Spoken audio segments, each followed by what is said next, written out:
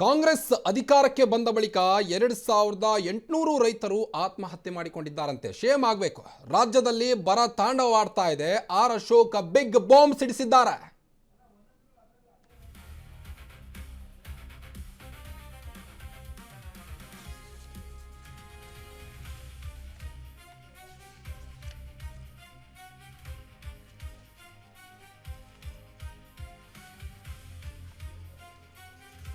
ಕಾಂಗ್ರೆಸ್ ಅಧಿಕಾರಕ್ಕೆ ಬಂದ ಬಳಿಕ 2800 ರೈತರು ಆತ್ಮಹತ್ಯೆ ಮಾಡಿಕೊಂಡಿದ್ದಾರಂತೆ.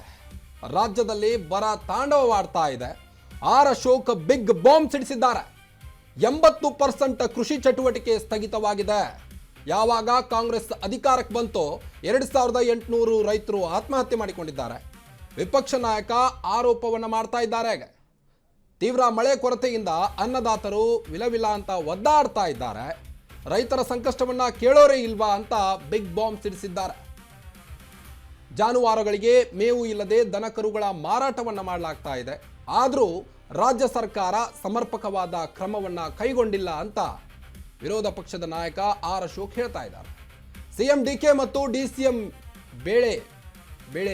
ಬೆಳೆಯಬೇಡಿ ಎನ್ನುತ್ತಿದ್ದಾರೆ. ಹಾಗಾದ್ರೆ ರೈತರು ಏನ್ ಮಾಡಬೇಕು, ಎಲ್ಲಿಗೆ ಹೋಗಬೇಕು ಅನ್ನೋ ಪ್ರಶ್ನೆ ಎದ್ದಿದೆ. ಈಗ ರೈತರಿಗೆ ಸಾರ್ವತ್ರಿಕ ರಜೆ ಘೋಷಣೆ ಮಾಡ್ತೀರಾ?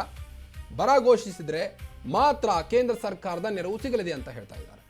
ಆದರೆ ಸರ್ಕಾರ ಅದಕ್ಕೂ ಮುಂದಾಗ್ತಾ ಇಲ್ಲ ಅಂತ ಆರೋಪ ಮಾಡ್ತಾ ಇದ್ದಾರೆ ಆರ್ ಅಶೋಕ್.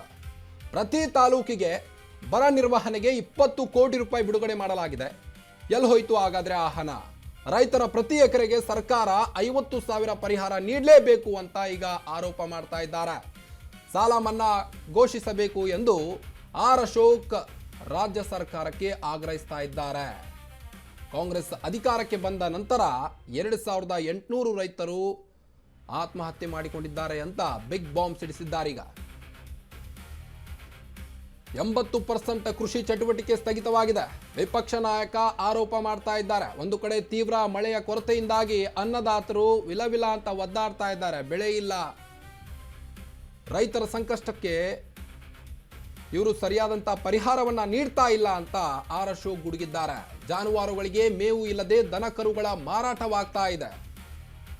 ಆದರೂ ರಾಜ್ಯ ಸರ್ಕಾರ ಸಮರ್ಪಕವಾದ ಕ್ರಮವನ್ನ ಕೈಗೊಳ್ಳುತ್ತಿಲ್ಲ ಯಾಕೆ ಅನ್ನೋ ಪ್ರಶ್ನೆಯನ್ನು ಇಟ್ಟಿದ್ದಾರೆ. ಈಗ ಸಿಎಂ ಡಿಕೆ ಮತ್ತು ಡಿಸಿಎಂ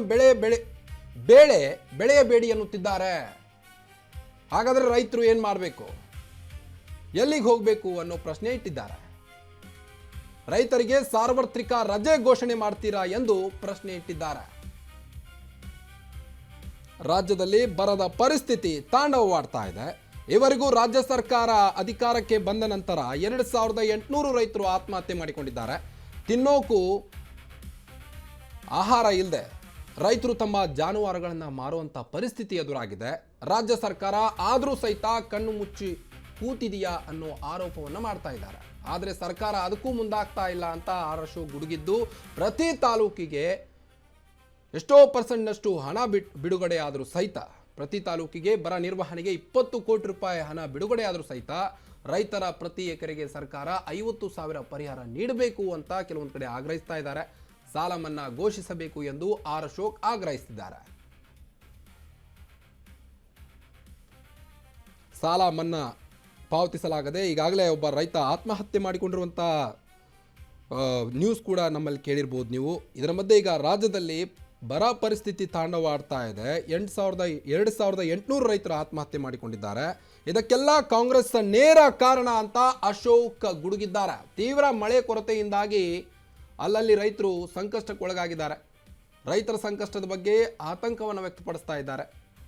ಜಾನುವಾರುಗಳಿಗೆ ಮೇವಿಲ್ಲದೆ ದನಕರುಗಳನ್ನು ಮಾರಾಟ ಮಾಡಿ ಸಾಲ ಮಾಡಿಕೊಂಡು ರೈತರು ಸಂಕಷ್ಟದಲ್ಲಿದ್ದಾರೀಗ. ಆದರೂ ರಾಜ್ಯ ಸರ್ಕಾರ ಸಮರ್ಪಕವಾದಂಥ ಕ್ರಮವನ್ನು ಕೈಗೊಳ್ಳುತ್ತಿಲ್ಲ ಯಾಕೆ ಅಂತ ಸರ್ಕಾರಕ್ಕೆ ಪ್ರಶ್ನೆ ಇಟ್ಟಿದ್ದಾರೆ.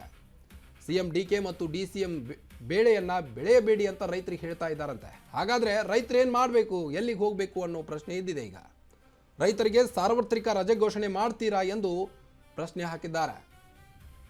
ರೈತರೇ ಬೆಳೆ ಬೆಳೀಲಿಲ್ಲ ಅಂದರೆ ನಾವೆಲ್ಲ ಏನು ತಿನ್ನೋದು ಸ್ವಾಮಿ? ಬಿಜೆಪಿ ಅವಧಿಯಲ್ಲಿ ಮುಂಜಾಗ್ರತಾ ಕ್ರಮ ಕೈಗೊಂಡಿದ್ದೆವು. ಬರ ಘೋಷಣೆಯಲ್ಲೂ ರಾಜ್ಯ ಸರ್ಕಾರ ವಿಳಂಬ ಮಾಡ್ತಾ ಇದೆ. ಹೀಗಾದರೆ ಹೇಗೆ ಅಂತ ಆರ್ ಅಶೋಕ್ ಗುಡುಗಿದ್ದಾರೆ.